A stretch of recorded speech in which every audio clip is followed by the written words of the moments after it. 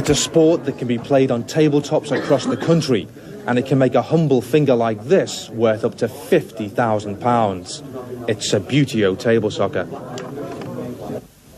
But our investigations have shown that Subbuteo, with 5 million players in more than 50 countries, is often not the innocent pastime it claims to be. At this year's English Junior Championships at White Hart Lane in London, we witnessed the abuse of several cans of furniture polish and amputation. We spoke to a referee who asked not to be identified. Trevor Spencer is not his real name. We've had many scandals which really have shocked us at Subbuteo, rocked the roots back to 47.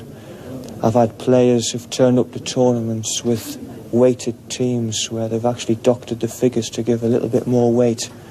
It's done in several ways. They've added candle wax, sand, extra washer, and we've had players kidnapping goalkeepers.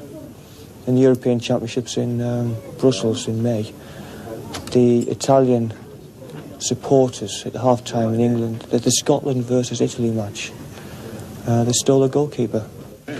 Amazingly, one of the most recent scandals to blight the game has been officially sanctioned by Subbuteo's world governing body, FISA, and is now an accepted practice at most major tournaments. It involves spraying players' bottoms with furniture polish, but many consider it to be nothing more than blatant solvent abuse. The Italians in 1980 turned up with tins of furniture polish. They'd all gone up to the mum's underneath the kitchen sink and came out with Mr. Sheen. And the officials at the time didn't know what was going on. They were polishing the base of the figure to give it an extra bit of glide and control. Even top players are not immune to the corruption that riddles the game. Last year's junior English champion, Jason Cook, learned the hard way that cheating doesn't always pay. I turned up at a tournament which was run by Waddington's with a false nail, and I was not allowed to take part in it.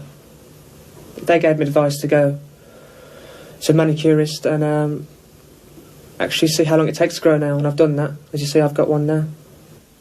Jason is now committed to restoring the good name of the sport. As a Subbuteo player, he has won 3 England caps and turned his humble 5-inch appendage into his most valuable asset. Well, Waddington's, every time a player goes to represent their country, they insure the finger, which is here now, for £50,000. If I lost my fingernail, and a really good example was the 1986 World Cup, when the Italian champion broke his fingernail, and that cost him the World Cup. So if I broke mine, that would probably cost me tournaments that I actually played in.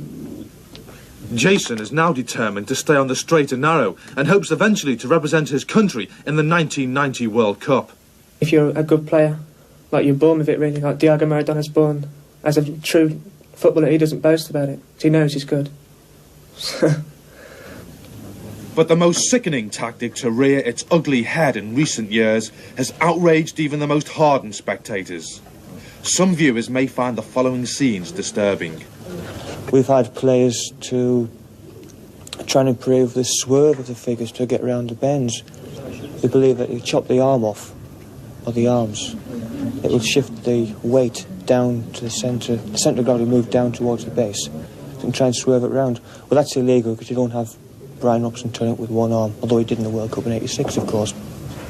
We investigated Trevor's claims by taking a hidden camera to this year's English Championships. We were shocked to discover that at least one player had resorted to amputation.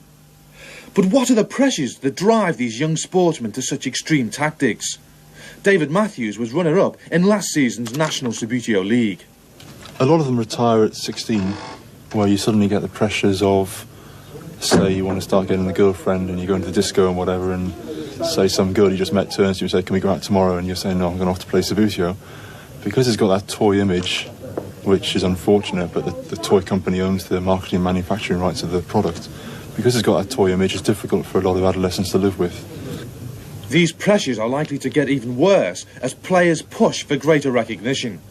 The players themselves on the senior level are putting so much effort into the game, they want it to become a professional circuit.